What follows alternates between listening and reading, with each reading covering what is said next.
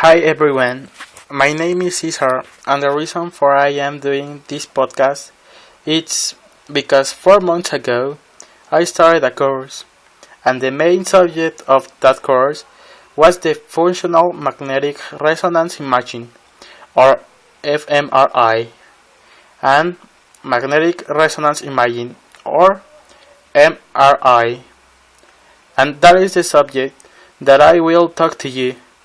But first, I will explain you the dynamic of this podcast. This podcast will be divided in 3 chapters.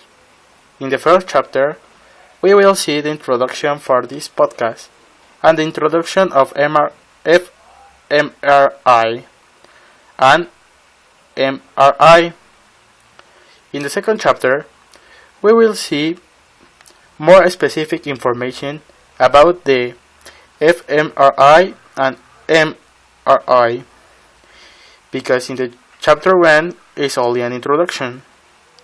And finally, in the third chapter, we will see the functions of fMRI and MRI. And I will say goodbye, because this third chapter will be the final of this podcast. Well, now we know the dynamic of this podcast, so we now can start to talk about the fMRI and MRI. But before we start, we have to know what is fMRI and MRI. Both are a brain image, and brain images can be separated into big groups. And those groups are structural brain imaging and functional brain imaging.